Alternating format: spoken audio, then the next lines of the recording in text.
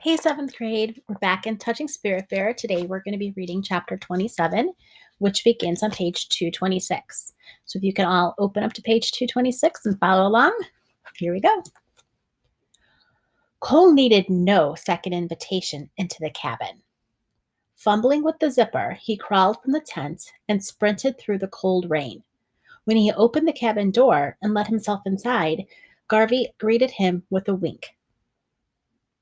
Peter was seated on the bed and eyed Cole with distrust. Thanks, Peter, Cole said, after drying off and putting on new clothes. He heated water for hot chocolate. Anybody else want something hot? He asked. Garvey shook his head. How about you, Peter? Cole offered. Peter shrugged. When the water came to a boil, Cole made up 2 cups of hot chocolate and handed one to Peter, who took it hesitantly. Why haven't we seen the spirit bear yet? Peter said. Cole sat down at the table. We will. He blew at his steaming drink. I don't think there really is a spirit bear, Peter challenged. I didn't think so either when I first came here, Cole said. Even after I saw it, I thought I had just imagined it. He pulled up his sleeve to show the long scars from the mauling. But this wasn't my imagination. That could have been from any bear, Peter asked. Garvey stood and stretched. I'm hitting the sack. He pointed over by the door. Cole, you sleep there, and Peter, you sleep in the bed. He handed Cole a rolled up piece of foam. Here, it beats a hard floor. Use one of my blankets tonight. Tomorrow we'll dry out your sleeping bag. Thanks, said Cole. Garvey stretched out his own foam pad and positioned himself between Cole and Peter. Whoever stokes the fire during the night gets an extra pancake in the morning, he said. I'll do it, Cole said. He didn't mind if he had to stoke the fire for the next month. It felt so good just to be warm and dry again. As Garvey blew out the lantern, Cole pulled the blanket over himself and lay back on the foam mattress. This sure beat a leaky tent. He glanced over into the dark toward Peter. Thanks for letting me sleep inside, he said. It doesn't mean we're friends, Peter grunted. In the days that followed, whenever Garvey left the cabin or walked to the stream alone, Peter took the opportunity to get back at Cole in some way. Twice he walked in his muddy boots across Cole's sleeping bag. Every time he passed by the hooks where they hung jackets to dry, he knocked Cole's jacket to the floor. At night, when he went out to go to the bathroom, he left the door standing wide open. Returning, he did the same. Cole slept the closest to the icy air and had to get up to close the door to keep from freezing. The final straw came when Cole returned from a walk alone around the bay. He found the bear carving on his totem destroyed. Someone had taken the hatchet and hacked the carving completely away. A familiar rage burned inside Cole. He confronted Peter in the cabin. Why did you wreck my bear carving? He tried to keep his voice calm. Peter shrugged. You never really saw a spirit bear. Besides, what are you going to do to me? Beat me up again? No, I'm not going to beat you up. But can't you leave me alone? I suppose you've never done anything to me, Peter said bluntly. Garvey listened quietly. Garvey listened quietly. Cole had a sudden idea. I know where there's another big log around the point that would make a good totem. If you want, we can drag it here for you to make your own totem. Why would I want to do that? When you carve, it gives you time to think. I don't need to think. I need you out of my face. And besides, what would I carve?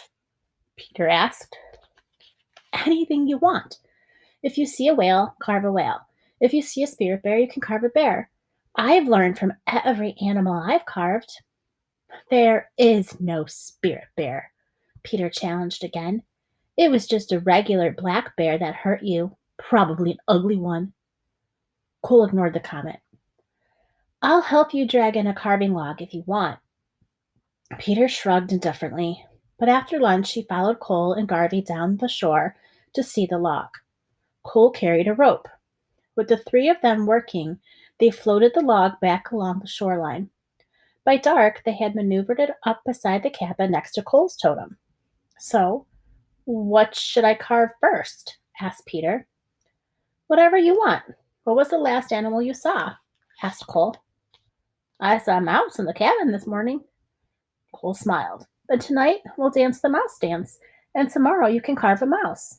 I'm not going to dance a dumb mouse dance, Peter said, his voice thick with sarcasm. Every animal has something to teach us, Cole said. When Peter didn't answer, Cole motioned toward the trees. Let's collect firewood for the dance. You collect wood, Peter said, heading for the cabin. It was your idea. I'll help you, Garvey said. Cole nodded. I'll start the fire now so we have good coals for cooking supper. Peter disappeared inside the cabin, refusing to come out until supper was ready. Then he sat out away from the fire as he sipped soup and ate one of the baked potatoes that Cole had wrapped in aluminum foil and cooked in the embers. After eating, Cole added more wood to the fire. He waited until flames licked high into the night air, then stood and approached the fire. I'll dance first, he announced.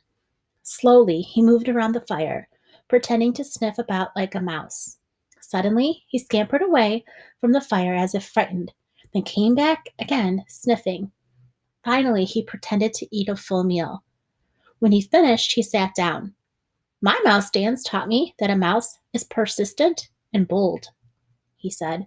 Mice are survivors that make the best of wherever they are or whatever they have. When I read that, I think that's a lot like Cole. Mice are survivors, and I think Cole's a survivor. Not only did he survive the bear attack, which probably would have killed most of us, but he has survived living in a home like he did. He survived all that abuse and all that neglect that he had from his parents. And it says that the mice also make the best of wherever they are and whatever they have. And I think Cole's done that on the island.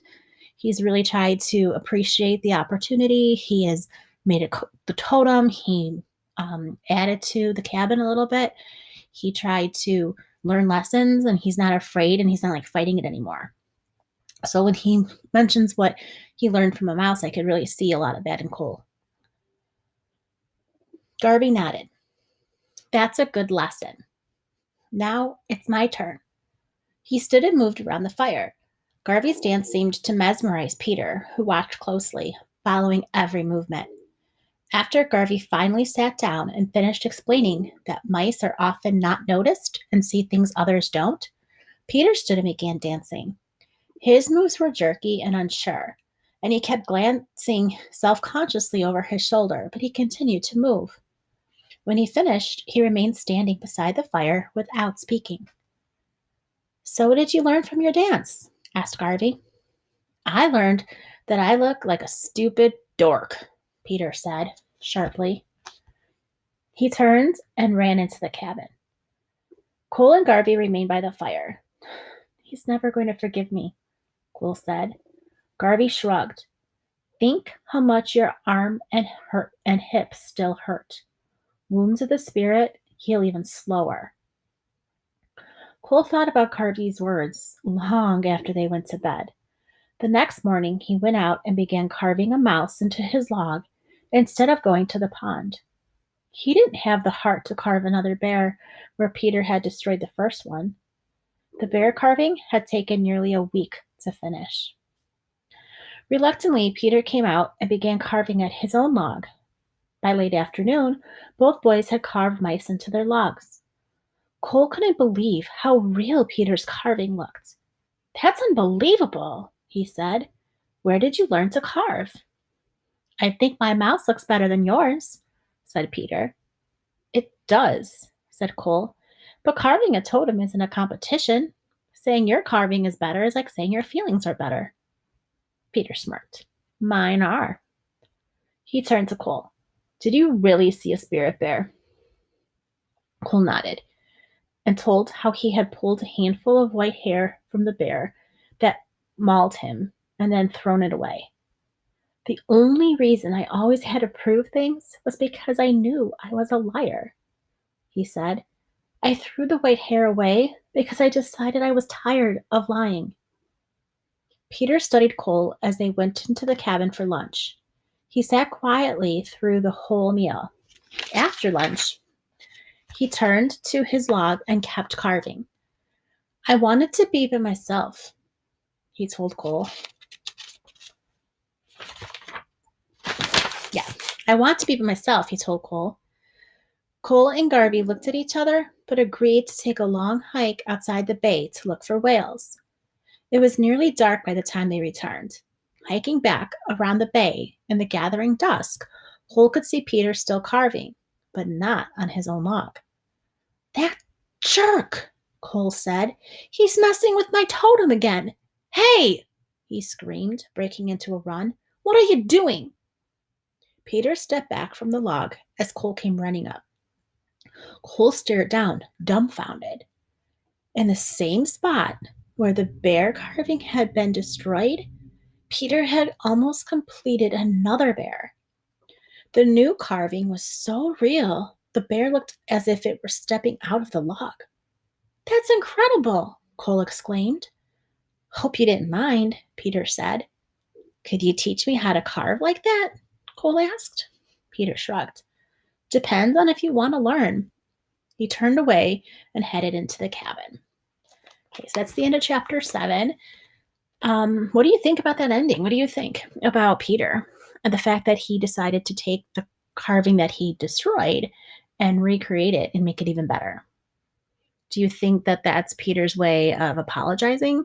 Or could it be that he is like admitting that perhaps he's recognizing there's a change in Cole and is trying to accept that and maybe form a friendship? Or did he just want to show off on someone else's log? I don't know. Why don't you email me? Tell me what you think. Bye, 7th grade.